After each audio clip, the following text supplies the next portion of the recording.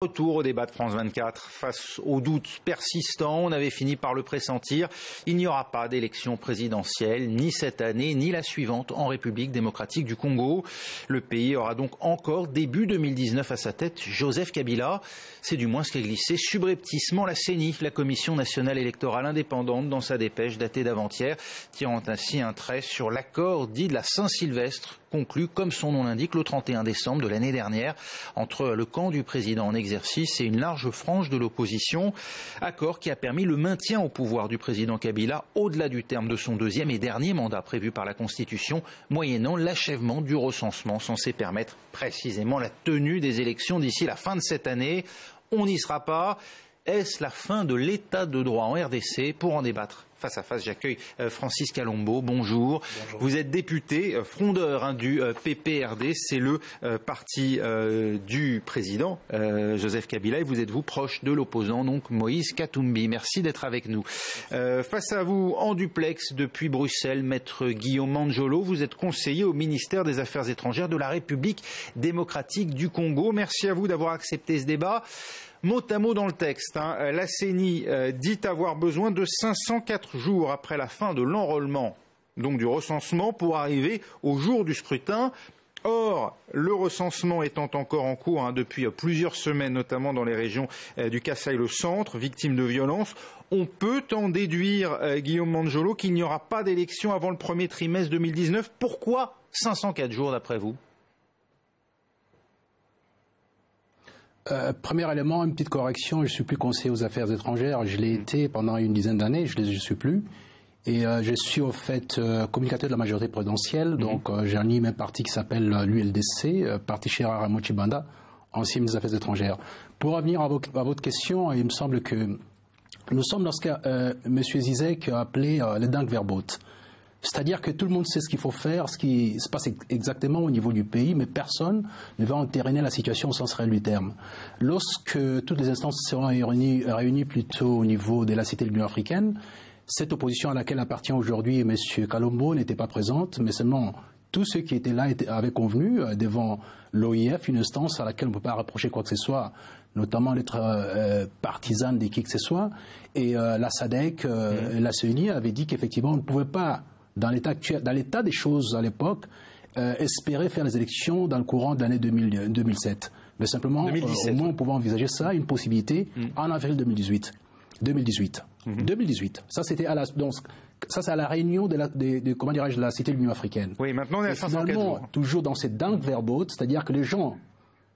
Oui, bien entendu, je vais y venir, tout simplement, si vous permettez très rapidement, parce que c'est quand même utile de donner la lecture exacte de la situation. Finalement, ils se rencontrent de nouveau plutôt au niveau de la CENCO, ils décident qu'effectivement, on pouvait envisager ça en 2017, décembre. Mais simplement, lorsque la légistique permet une option, c'est-à-dire que après avoir dit au chapitre 4 qu'effectivement, en décembre 2017, c'était une possibilité, tout de suite après, on ouvre une brèche disant que si les conditions ne sont pas réunies en ce moment-là, la tripartite, en l'occurrence ici, la CENI, le CENSA et le gouvernement devaient apprécier si les conditions sont réunies pour pouvoir aller aux élections ou pas, ou si elles ne sont pas réunies. Mais je rappelle quand même quelque chose de tout à fait utile, c'est que vous venez de le dire maintenant par rapport à l'espace Kasaï, qui n'a toujours pas connu des recensements, comme vous appelez ça, on appelle ça enrôlement dans les processus électoraux. Et à ce jour, ce n'est pas encore finalisé. Je vous informe que par ailleurs que toutes les structures de l'État ont été complètement démolies, ce qui fait qu'il y a presque plus rien du tout. Mais pardonnez-moi de reposer ma question. Pourquoi 500 On comprend la nécessité de procéder à l'enrôlement. Pourquoi 504 jours après la fin de l'enrôlement? C'est simplement ce que j'aimerais comprendre. Mais non, c'est pas après la fin de l'enrôlement. Pour l'instant. Oui, mais pour l'instant, non, c'est pas après la fin de l'enrôlement. C'est-à-dire que l'un dans l'autre, à partir d'aujourd'hui, c'est une indication, c'est même pas encore précis, c'est-à-dire qu'il appartiendra à la tripartite CENSA, gouvernement et CENI, ensemble d'apprécier effectivement la proposition technique. La technicité revient à la CENI après tout. Si la CENI estime que bon, c'est ça le délai, à partir de maintenant, c'est pas après l'enrôlement. L'enrôlement au niveau du espace Kasaï n'est pas encore terminé, n'a pas encore débuté au sens réel du terme. On ne peut pas aujourd'hui parler de 500 jours après l'enrôlement, on parle à partir d'aujourd'hui. C'est-à-dire c'est une indication qui n'est pas encore précise dans la mesure. C'est à partir d'aujourd'hui. Et encore, faut-il que toutes les instances réunies en regard de cet accord-là, qui a été entériné le 31 décembre 2016 à la CENCO, donc cet accord permet cette opportunité, cette possibilité-là d'évaluer si c'est possible. En tout état de cause, ça nous amène, Guillaume Mangello. Oui, on a bien compris, il va falloir que je fasse réagir quand même Francis Calombo, mais vous nous confirmez donc que ces 504 jours nous amènent en tout état de cause au premier trimestre 2019. Dans l'hypothèse actuelle, dans l'état actuel de la situation telle que cette indication, ce n'est qu'une indication pour l'instant, ce n'est pas une précision. La CNU n'a pas proclamé quoi que ce soit. La CNU a eu une sorte de discussion avec les partis politiques, avec la société civile, a indiqué qu'effectivement, techniquement sur le terrain, un certain nombre d'aléas jalonnent la situation, beaucoup d'aspérités des reliefs, et par conséquent, il va falloir tenir compte de ces éléments-là, de sorte à ce qu'on puisse faire de très bonnes élections.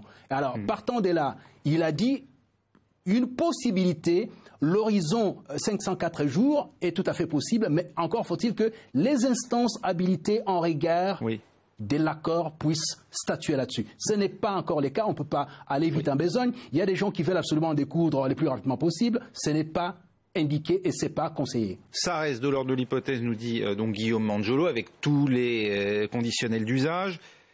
Comment vous avez lu et perçu ce qui a été dit il y a 2 jours dans ce texte de la CENI? Est-ce que d'après vous, le président Kabila, si effectivement ces conditions pour tenir le scrutin aujourd'hui ne sont pas réunies comme le dit la CENI, mais impose de le faire dans 504 jours, peut rester au pouvoir jusqu'au premier trimestre 2019, Joseph Calombo? Non, le problème c'est que, merci d'abord pour l'invitation, je retiens une seule phrase de Guillaume, c'est que tout le monde sait ce qu'il faut faire, mais jamais ils le font. Mais je tiens à lui rappeler que le peuple congolais sait ce qu'il doit faire. C'est l'application de l'article 64, puisque Joseph Kabila n'organisera jamais les élections en République démocratique du Congo. C'est la conviction que vous avez maintenant? Vous dites? C'est la conviction que vous avez. Je l'ai toujours dit, même sur votre plateau la dernière fois que je suis passé. Je l'ai soutenu et je continue à le dire. Il ne le fera pas. Il n'a pas intérêt. Ça ne lui concerne pas. Ce qu'il veut faire, s'éterniser au pouvoir pour piller la République démocratique du Congo. Et dans quelques mois, le 25 octobre, il y aura cette signature qu'il va faire avec le Qatar pour vendre pendant 50 ans le port des bananes. C'est ce qu'il veut rester faire. Tout piller, tout torpiller. Et voilà. Aujourd'hui, je tiens à vous dire que la CENI a lamentablement échoué. Ils doivent démissionner. Et d'ailleurs, l'accord de Saint-Sylvestre réclamait le réforme de cette CENI. Le président de la République a échoué aussi. Et c'est que nous devons nous dire qu'il se donne 500 jours, 1000 jours ou 10 ans ou 20 ans. Mais le 31 décembre, le peuple congolais va les chasser. L'occasion leur avait été donnée pour qu'ils puissent partir calmement, avec toute dignité, mais je crois qu'ils ont raté cette occasion. Au 31 décembre, ils partiront, qu'ils veulent ou pas, puisque le Congolais n'ont jamais reçu de cadeaux de personne. L'indépendance congolais d'accélérer le mouvement. Bien sûr, l'indépendance, nous l'avons obtenue fruit d'un combat que nos ancêtres ont mené sans armes. Et je tiens à vous dire que la dictature de Mobutu, la même chose, il a été chassé. Et la rébellion de 98 a été bloquée à Kinshasa par des Congolais sans armes. Et le 31 décembre, on va les chasser. On n'a même pas besoin des armes qui viennent avec le char de combat ou quoi que ce soit. Ils partiront de force ou de gré. C'est ce qu'il nous reste à faire. Il n'y a plus à tergiverser. Là, ils ont montré la mauvaise foi, qui ne vont jamais faire des élections. Et ce qui fait mal, c'est quoi? On peut chercher à rester au pouvoir, mais si on travaille pour l'intérêt du pays, c'est autrement. Ici, on a volé même le peu d'argent que nos grands-mères gardaient sous le matelas pour préparer leurs obsèques. C'est-à-dire qu'on fait quoi faire? On fait pomper les Congolais. Même les bulletins scolaires sont vendus par une seule personne. Donc, est-ce que vous pensez que c'est comme ça qu'on doit les laisser gérer le Congo? On n'arrive même pas à ramasser les poubelles. Les villes, les routes n'existent plus, les poubelles on ne ramasse plus, et avec ça vous voulez rester pour faire quoi? Guillaume Mangello, compte tenu des nouveaux délais dont fait état la CENI, même si vous nous dites qu'il reste bien sûr à déterminer quels seront ces délais exacts, est-ce qu'on peut dire d'ores et déjà que ces accords de la Saint-Sylvestre sont caducs? Non, les accords ne sont pas caducs, l'accord de la Saint-Sylvestre n'est pas caduc du tout. Tout simplement, on a une question en fait... une situation particulière où les gens partent du principe que par l'effet d'une certaine prophétie, doivent occuper certains postes plutôt, s'ils ne les occupent pas, et par conséquent, rien ne marche en RDC. Ce que Francis Kalombo dit est totalement risible, parce qu'il a fait partie du système et dans des conditions que lui-même sait, et les gens qui sont autour de lui sont à la base d'énormément des forfaitures et de la gestion la plus hasardeuse, notamment dans le Katanga. Il ne peut pas aujourd'hui venir prétendre ici ce qu'il est en train de dire, c'est malheureux. Moïse Katumbi et Félix Tshisekedi, le fils de feu Étienne Tshisekedi, disent la même chose. Hein. Ils l'ont dit déjà 18 septembre, avant cette annonce, qui n'en est pas vraiment une, nous dites-vous, de la CNI. Ils nous disent il y a non-respect de la Constitution et de l'accord du 31 décembre 2016. Non, il me semble que ce n'est pas ça du tout, parce qu'il faut rappeler les choses calmement, de manière posée. En ce qui concerne l'accord et la Constitution, il appartient, en ce qui concerne la Constitution particulièrement, il appartient à la Cour constitutionnelle de pouvoir interpréter si les règles sont respectées ou pas. Et en l'espèce, la Cour constitutionnelle a interprété de manière tout à fait juste. Et d'ailleurs, il y a eu une grande conférence au niveau de Paris avec un certain nombre de juristes assez outillés qui ont dit qu'effectivement, l'article 70 prévoit qu'en son alinéa 2, que les chefs d'État restent en place jusqu'à ce qu'une élection soit faite. De la même façon, pour les Sénats, que personne aujourd'hui n'évoque, et M. Kengo est là depuis quasiment 10 ans, après avoir fait un mandat supplémentaire de 5 ans, alors que bon, c'est sur pied de la Constitution. Donc personne ne peut... Mais ce n'est pas le cas au niveau de la présidentielle. Ce qui fait que ce qui est dit par... À la limite, je peux encore écouter M. Félix Tshilombo, qui, n'ayant pas été au niveau des responsabilités pendant très longtemps, il peut encore prétendre certaines choses. Mais ceux qui sont nos amis d'hier, il y a encore à peine, même pas un an, étaient avec nous, ont participé à la gestion de ce pays pendant très longtemps et dans des conditions tout à fait assez sombres, et ils le savent. Et par conséquent, ils n'ont pas de prétention aujourd'hui, sur des plateaux de télévision, à pouvoir démontrer leur bonne foi, leur capacité de bonne gestion. Tout ça, ça n'a rien à voir. Mais ce qu'il faut remarquer ici, c'est qu'on ne peut pas aller à la déflagration, à la fracture de la République. Nous sommes un pays particulier, qu'on ne puisse pas comprendre croire que la RDC c'est n'importe quel pays.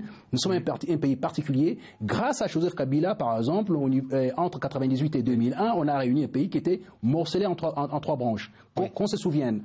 Ce qui se passe aujourd'hui au niveau de la Libye doit nous rappeler à la raison en permanence. C'est vrai qu'il faut des élections absolument. Donc vous nous dites en gros, mais dans quelles conditions ? Oui, vous nous dites en gros le pays est menacé de morcellement et de balkanisation si on ne laisse pas effectivement l'élection aller à son terme normal. En gros, le président restait jusqu'au premier trimestre 2019 si la CNI le juge nécessaire. Je vais demander quand même à Francis Kalombo de réagir à ce que vous venez de dire. Un mot également peut-être, Francis Kalombo. Au terme de cet accord de la Saint-Sylvestre, l'opposition participe aujourd'hui au pouvoir. Un Premier ministre issu de ses rangs, Bruno Tshibala, occupe aujourd'hui les fonctions de Premier ministre. Doit-il démissionner ? Donc le problème, c'est que ce n'est pas un opposant qui participe. Donc l'accord n'a jamais été appliqué. Vous ne le considérez pas comme opposant ? Non, l'accord n'a jamais été appliqué. Samy Bandimanga lui-même avait occupé le poste précédemment. L'accord n'a jamais été appliqué, mais avec la bénédiction d'Étienne Tshisekedi. Je réplique rapidement ce que je ne peux pas lui laisser. Moïse Katumbi a géré les Katanga. Tout le monde l'a dit bravo. La preuve, aujourd'hui, ils sont incapables de faire même le 1/10 de ce que Moïse Katumbi faisait. Donc, ils doivent se taire lorsqu'ils veulent parler du Katanga. Mais eux qui gèrent toute la République démocratique du Congo, quel est le bilan de la gestion de la République démocratique du Congo? Allez même dans le Bandundu, allez à l'Équateur, vous verrez la misère du peuple congolais, même à Kinshasa. On a construit une école à 5 millions dans ma circonscription électorale à Bumbu. Oui. Allez voir les bâtiments, 5 salles de classe, 5 millions de dollars. C'est du vol. Ces gens pillent le pays. Quelle doit être, d'après vous, la réaction aujourd'hui de ceux qui, membres de l'opposition, ont accepté de collaborer de près ou de loin à cet accord de la Saint-Sylvestre? Vital Kamerhe, Bruno Tshibala, que doivent-ils faire? Je pense que Vital est lié à Kabila. Ça, il ne faut même pas compter avec lui. Mais sauf que les autres, nous leur donnons jusqu'au 20 décembre de pouvoir s'amender de rejoindre les camps du peuple. Il existe un camp du peuple. Faute de quoi? Faute de quoi? Écoutez, ils seront balayés le 31 décembre avec les autres. Vous appelez des manifestations à partir du 20? Non, ils ont jusqu'au 20 pour s'amender, rejoindre les camps du peuple. En ce moment-là, le 31 décembre, écoutez, ils pourront participer avec les autres. Dans le cas contraire, tous ceux qui resteront jusqu'au 31 décembre, ils seront balayés. Donc, il n'y aura pas d'autre choix. Le peuple congolais doit savoir une chose. Personne ne leur fera du cadeau. Personne ne viendra le faire à leur place. Ils doivent s'autodéterminer. Il est grand temps. Vous ne craignez pas des morts et des affrontements comme il y en a eu dans le passé? Vous savez combien on tue aujourd'hui au Congo? Tous les jours, on tue. Tous les jours, dans des hôpitaux parce qu'il manque de médicaments. Dans des écoles, des autres sont des chômeurs parce qu'ils ont faim. Allez dans des pays voisins, vous verrez combien de réfugiés sont des Congolais. C'est inadmissible la situation des Congolais. Oui. La situation des Congolais aujourd'hui, dans les écoles, ça pue. Les Congolais aujourd'hui souffrent de telle manière que même à l'époque de Mobutu, c'était mieux. Donc les gens commencent même à préférer que Mobutu revienne. Vous pensez que ça, ce n'est pas la mort? On tue tous les jours. Et nous pensons qu'il est grand temps qu'au 31 décembre.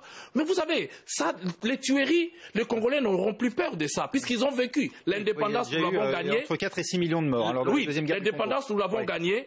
La dictature de Mobutu, la population a gagné, et aussi la rébellion de 98, la population a fait échec. Maintenant encore la dictature de Kabila, la population finira toujours par gagner. On ne peut plus régner par défi. Au jour d'aujourd'hui, il partira parce que ce qu'il fait aujourd'hui, il ne fait que piller le pays. Le passeport, le permis de conduire, le bulletin scolaire.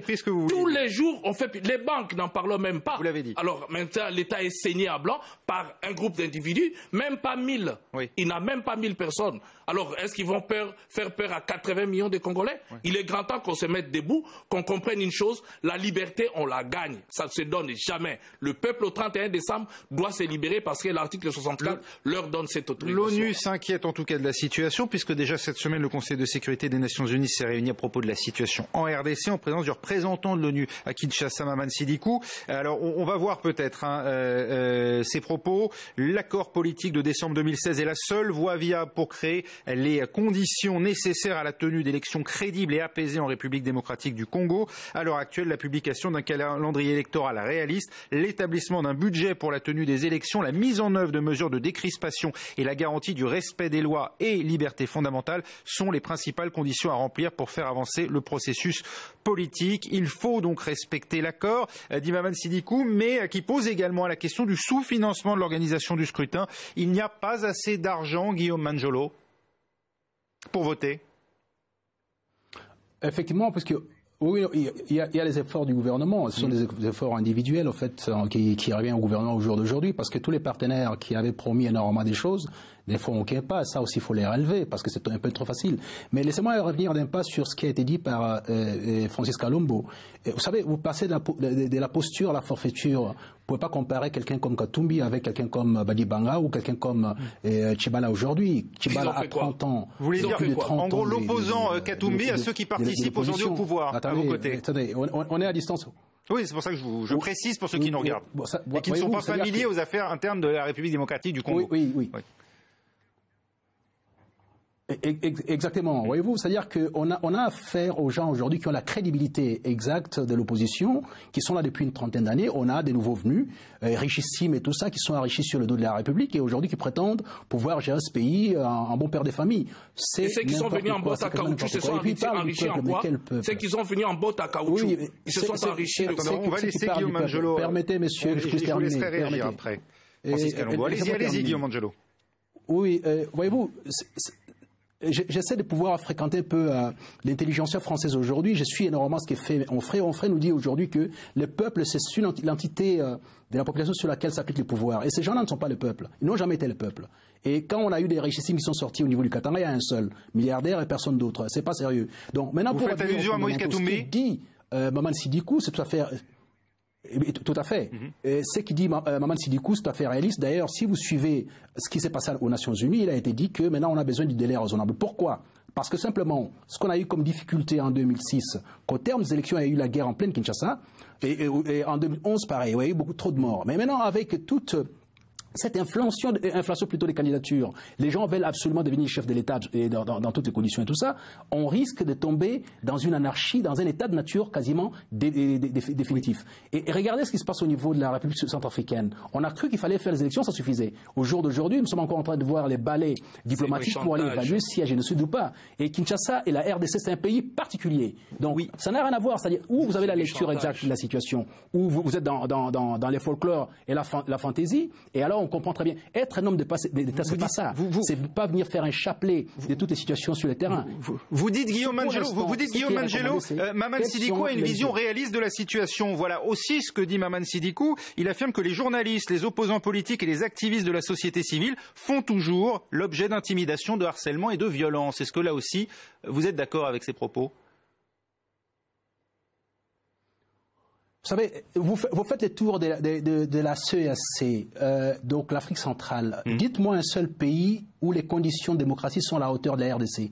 Un seul pays. Est-ce que nous parlons de la RDC ou des autres pays? Faites-moi juste... Vous êtes congolais ou vous êtes étranger? On va laisser Guillaume Angelo répondre. On est en train... Laissez-moi finir.